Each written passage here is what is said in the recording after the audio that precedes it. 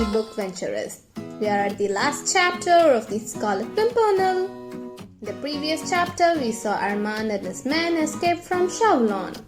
Let us see what happens in this final chapter. Will Sir Percy and Margaret escape from France? Chapter 31, The Escape. Margaret didn't know where Percy was, and she didn't know that Armand was alive. She wished to lay down here forever due to her physical weariness. Suddenly, she heard a sound, a strange sound that broke the silence. She thought that her mind was playing tricks, but again, she heard an absolute British sound. Damn, I wish those fellows had not hit me so hard. I feel as weak as a rat. Margaret thought that she must be dreaming. Only one person could utter these words in a sleepy tone. She immediately stood on her feet. She looked around the tall cliffs, the lonely hut, and the long beach, but she couldn't find anyone. Margaret called out, "Percy, Percy, where are you? I'm here, come to me." The same sleepy voice answered, "I can't come to you. Those wicked people have bet me. I'm as weak as a mouse." Margaret couldn't understand. She didn't realize for another 10 seconds. Were you able to realize where was Percy? There was no one in sight except the Jew. She ran up to him and took his head in her hands and looked into the blue eyes shining out of the mask of the Jew. Margaret spoke with happiness. "Percy, Percy, thank God!"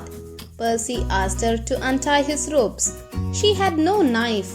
Her fingers were numb, but she worked with her teeth while happy tears poured from her eyes on his hands. Percy was exhausted from the physical pain, and when the rope was untied, he fell in a heap against the rock. He drank brandy from his flask and made her drink. He said with laughter, "I haven't shaved for 20 hours. I might look disgusting." And he removed the wig and stretched his long legs, which was tied for many hours. Margaret said, "Percy, can you forgive me?" Percy said, "Oh dear, I have nothing to forgive. I know what happened. I should have trusted you.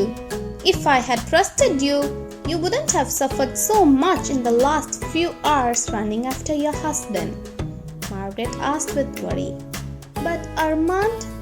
Sir Percy said, "Armand is safe. He and Count de Tournay with his men are on the ship." Margaret couldn't understand. She asked, "But how you all managed to escape?" Sir Percy said, "That Chauvelin decided to stick onto me like a leech, so I decided to stay close by him. All the roads were patrolled and I needed to reach Armand. I met a Jew Reuben at Calais in the evening. He lent me his clothes and horse-cart for a few gold coins. I asked him to stay hidden and he obeyed well. I disguised myself as a dirty Jew. I executed my little plan. I was thrown near the hut. I managed to free my hands from the rope. I always carry pencil and paper. I wrote the instructions on the paper. I crawled to the hut and put the paper inside the hut through a crack in the wall. In this note, I asked them to leave the hut noiselessly, go down the cliff up to the creek where the boat was hidden. The soldiers also didn't move even when they saw them leaving, due to their obedience to Chauvelin. When I was sure that they were on the boat, I started to sing, which caused so much drama." Margaret said, "But those brutes struck you." Sir Percy said, "I couldn't leave my poor wife alone here. Chauvelin shall pay for the thrashing he gave me with compound interest. I promise you." Margaret laughed. She was happy to be beside him and hear his cheery voice. Suddenly she heard sound of footsteps and she was horrified. It was Sir Andrew. Percy said, "I met him near the inn and informed my plan. My friend, I told you to stay in London. What are you doing in France? You will receive punishment once my shoulders are less sore. Sir Andrew said with a merry laugh. Haha, I'll bear it. But will you allow your wife to travel alone? Percy said. Andrew, we must lose no time. Chauvelin may send his men soon. Margaret asked, how can we go back to Calais? The road is patrolled by soldiers. Percy laughed and said, we are not going to Calais.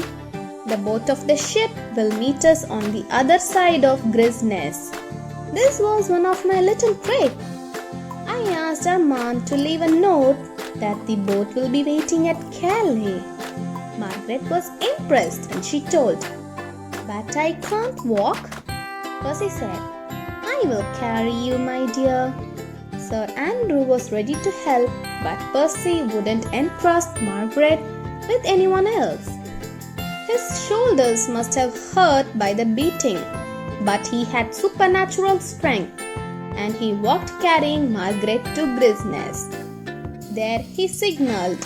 2 British sailors came to help them onto the boat. Half an hour later, they were on board the ship Daydream. Armand St-Just and the other fugitives were waiting to express their gratitude. But Sir Percy would not stay there and he left to his private cabin, leaving Margaret in the safe hands of her brother. When they landed at Dover, Sir Percy had changed into his luxurious clothes, and Margaret was joyful when she set her foot on the English soil. Later, the wedding of Sir Andrew Ffoulkes and Susan de Tournay happened, and it was attended by the Prince of Wales. The most beautiful woman present was Lady Margaret Blakeney, and the clothes worn by Sir Percy Blakeney was the talk of the golden youth of London for several days. And you all will wonder what happened to Chauvelin. The accredited French agent of the French Republican government was not present at that or any other social function in London. All is well that ends well. See you soon in a new story. Ta-ta, bye-bye.